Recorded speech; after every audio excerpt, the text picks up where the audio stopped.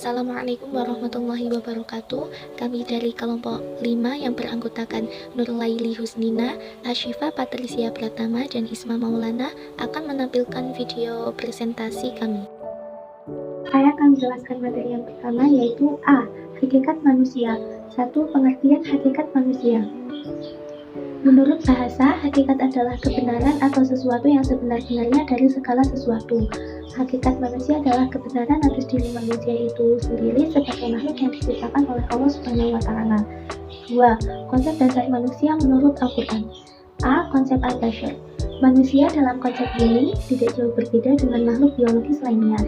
Selain manusia membutuhkan makan dan minum untuk bertahan hidup, manusia juga membutuhkan pasangan hidup melalui jalur pernikahan untuk menjaga dan melanjutkan proses keturunannya.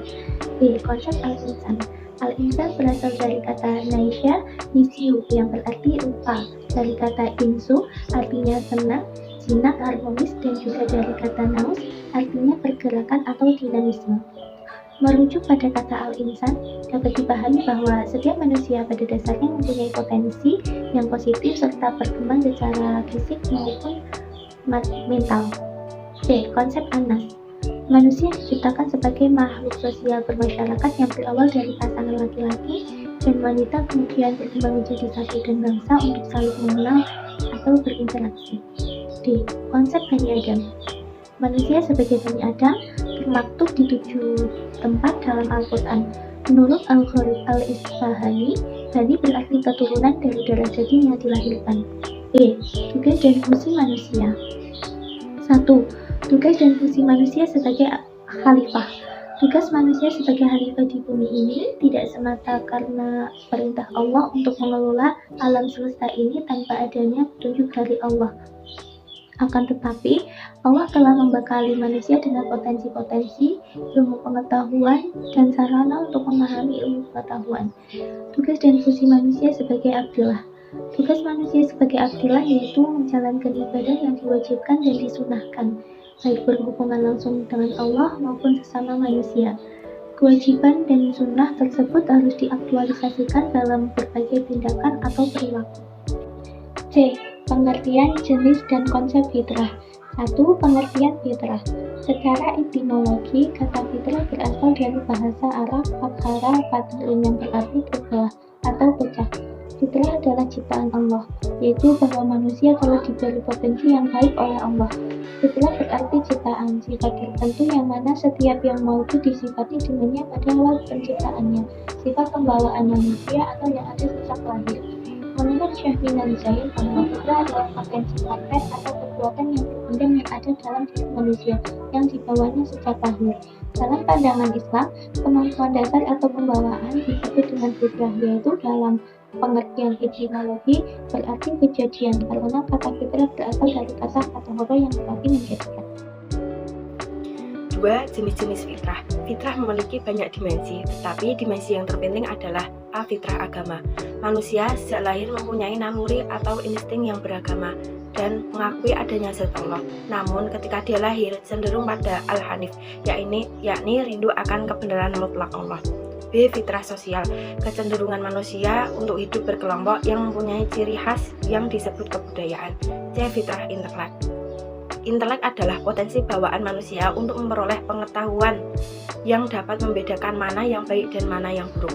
D. Fitrah seni. Kemampuan manusia untuk menimbulkan daya estetika yang mengacu pada sifat al-jamal Allah Subhanahu wa Ta'ala.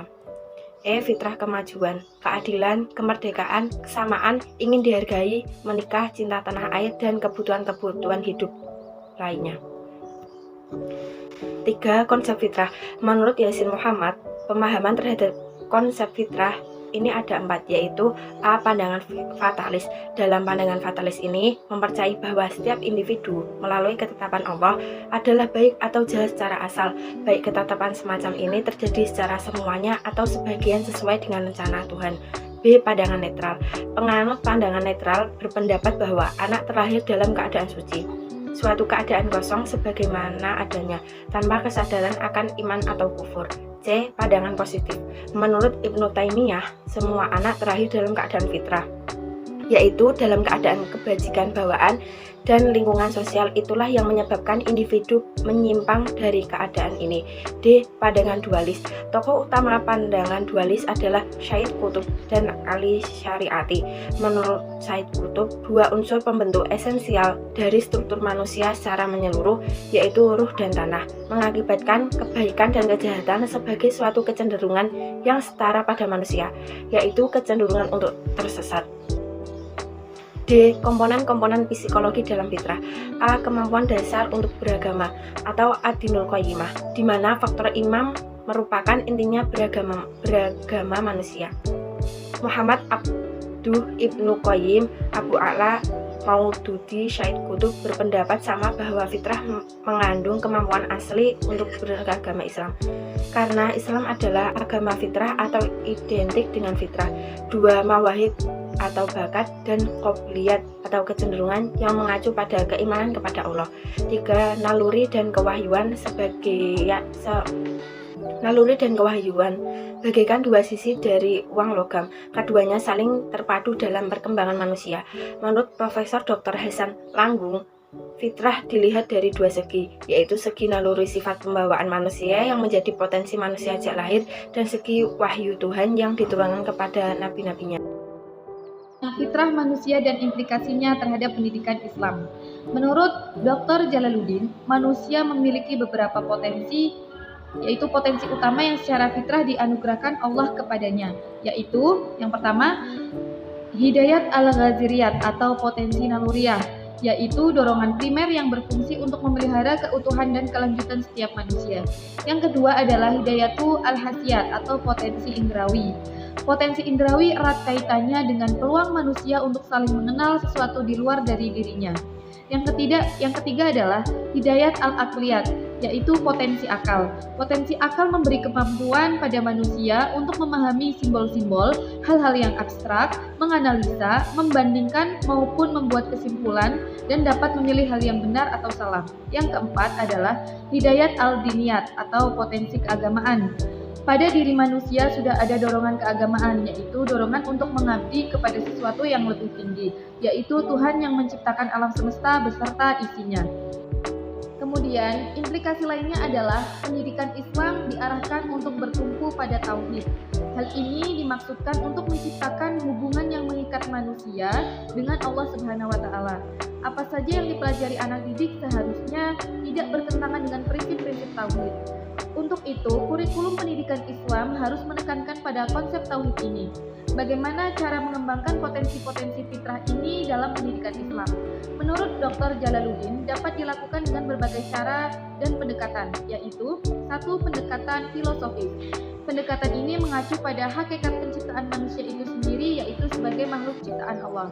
Yang kedua adalah pendekatan kronologis, yaitu pendekatan yang didasarkan atas proses perkembangan melalui tahapan-tahapan. Yang ketiga yaitu pendekatan fungsional. Setiap potensi yang dianugerahkan Allah kepada manusia tentunya diarahkan dan untuk dimanfaatkan. Yang keempat adalah pendekatan sosial. Manusia pada konsep An-Nas lebih ditekankan pada statusnya sebagai makhluk sosial.